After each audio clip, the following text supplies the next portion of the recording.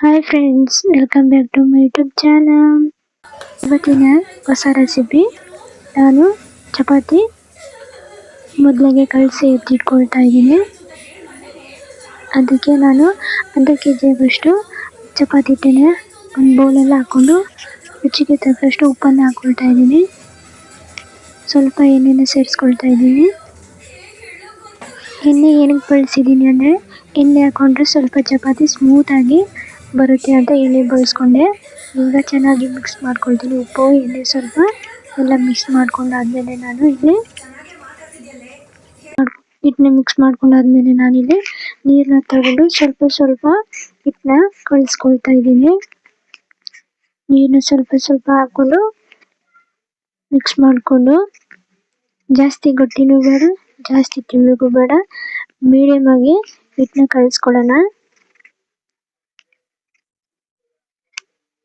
ಒಂದು 5 ನಿಮಿಷ ಕಲಿಸ್ಬಿಟ್ಟು ಎತ್ತಿಕ್ಬೇಕು.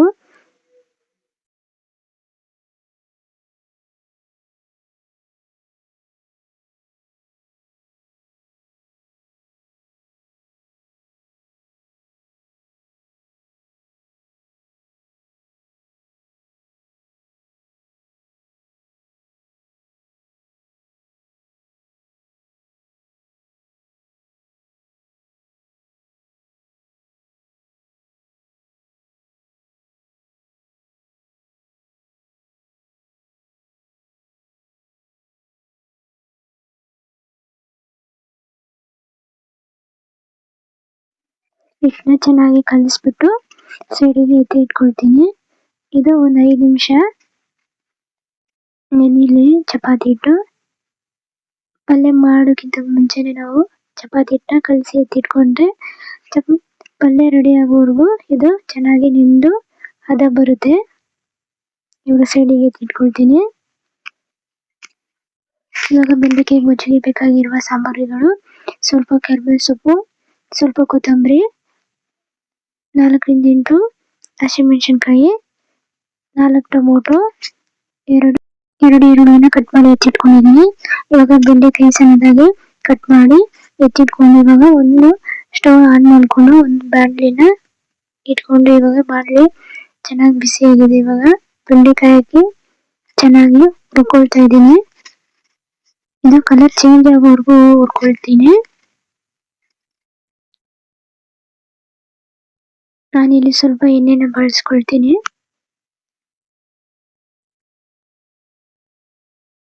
ಇವಾಗ ಎಣ್ಣೆ ಹಾಕೊಂಡು ಚೆನ್ನಾಗಿ ಫ್ರೈ ಮಾಡ್ಕೊಳ್ತೀನಿ.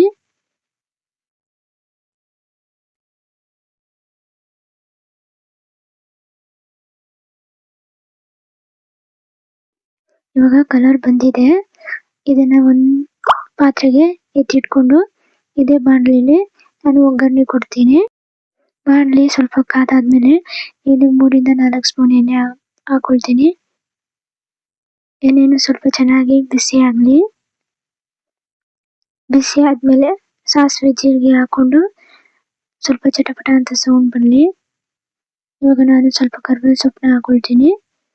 ಆಮೇಲೆ ಈರುಳ್ಳಿನ ಬಳಸ್ಕೊಳ್ತೀನಿ. ಇದನ್ನು ಸ್ವಲ್ಪ ಚೆನ್ನಾಗಿ ಫ್ರೈ ಮಾಡ್ಕೊಳ್ತೀನಿ.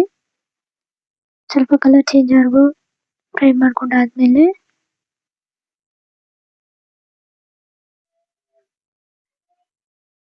ಹಸಿಮೆಣಸಿನ್ಕಾಯಿನ ಹಾಕೊಳ್ತೀನಿ. ಇದು ಸ್ವಲ್ಪ ಘಾಟ್ ಹೋಗೋವರೆಗೂ ಚೆನ್ನಾಗಿ ಹುರ್ಕೊಂಡಾದ್ಮೇಲೆ ಇವಾಗ ಕಟ್ ಮಾಡಿ ಇಟ್ಕೊಂಡಿರುವಂತ ಟೊಮೊಟೊನ ಹಾಕೊಳ್ತೀನಿ. ಇದು ಚೆನ್ನಾಗಿ ಟೊಮೊಟೊ ಮೆತ್ತಗಾಗೋವರೆಗೂ ಚೆನ್ನಾಗಿ ಫ್ರೈ ಮಾಡ್ಕೊಳ್ತೀನಿ.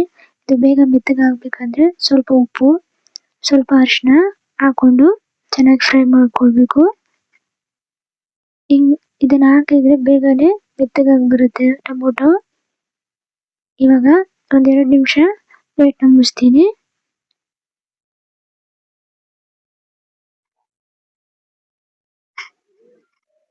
ಇವಾಗ ಪ್ಲೇಟ್ ಓಪನ್ ಮಾಡಿ ಈಗ ಇನ್ನೊಂದ್ಸರಿ ಫ್ರೈ ಮಾಡ್ಕೊಳ್ತೀನಿ. ಇವಾಗ ಚೆನ್ನಾಗಿ ಫ್ರೈ ಆದ್ಮೇಲೆ ನಾನು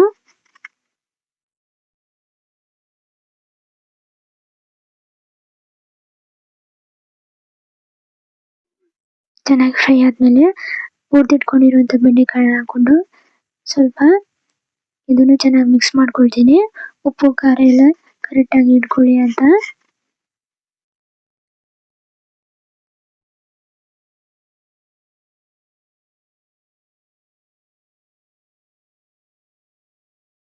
ಇಲ್ಲಿ ನಾನು ಸ್ವಲ್ಪ ಸಾಂಬಾರು ಪುಡಿನ ಬಳಸ್ಕೊಳ್ತಾ ಇದ್ದೀನಿ.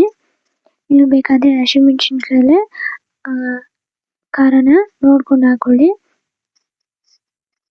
ಸಾಂಬಾರು ಪುಡಿ ಹಾಕಾದ್ಮೇಲೆ ಸ್ವಲ್ಪ ಚೆನ್ನಾಗಿ ಮಿಕ್ಸ್ ಮಾಡ್ಕೊಳ್ತೀನಿ.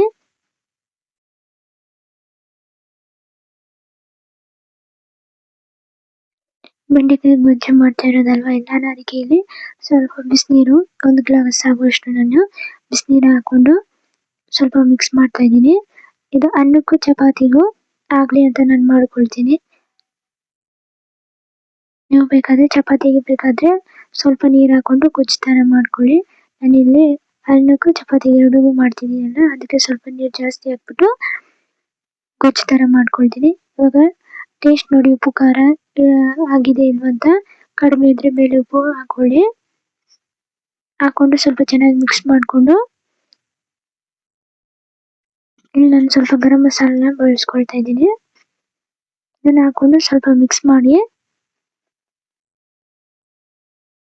ಮಿಕ್ಸ್ ಮಾಡ್ಕೊಂಡಾದ್ಮೇಲೆ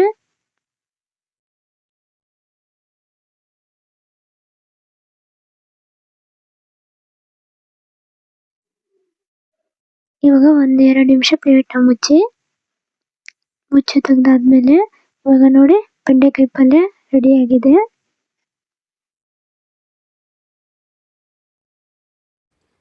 ಕೊನೆಯದಾಗಿ ಸಣ್ಣದಾಗಿ ಕಟ್ ಮಾಡಿರುವಂಥ ಕೊತ್ತಂಬರಿ ಸೊಪ್ಪನ್ನ ಮೇಲೆ ಉದುರಿಸ್ಕೊಳ್ತೀನಿ. ಮೇಲೆ ಹಾಕ್ಕೊಂಡು ಸ್ವಲ್ಪ ಮಿಕ್ಸ್ ಮಾಡಿ ಇವಾಗ ಗ್ಯಾಸ್ ಸ್ಟವನ್ನು ಆಫ್ ಮಾಡ್ತೀನಿ.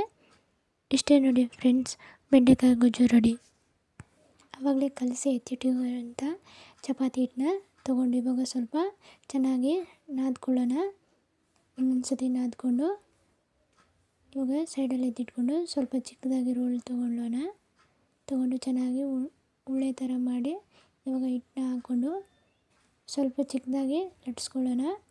ಲಟ್ಟಿಸ್ಕೊಂಡಾದ್ಮೇಲೆ ಇಲ್ಲಿ ಒಂದಕ್ಕೆ ಎಣ್ಣೆ ಹಾಕ್ಕೊಳ್ಳೋಣ. ಸ್ವಲ್ಪ ಹಿಟ್ಟು ಹಾಕ್ಬಿಟ್ಟು ಫೋಲ್ಡ್ ಮಾಡಿ ಇನ್ನೊಂದಕ್ಕೆ ಎಣ್ಣೆ ಹಾಕಿ ಫೋಲ್ಡ್ ಮಾಡಿ ಇವಾಗ ರೌಂಡಾಗಿ ಲಟ್ಟಿಸ್ಕೊಳ್ಳೋಣ. ಚೆನ್ನಾಗಿ ಲಟ್ಟಿಸ್ಕೊಂಡು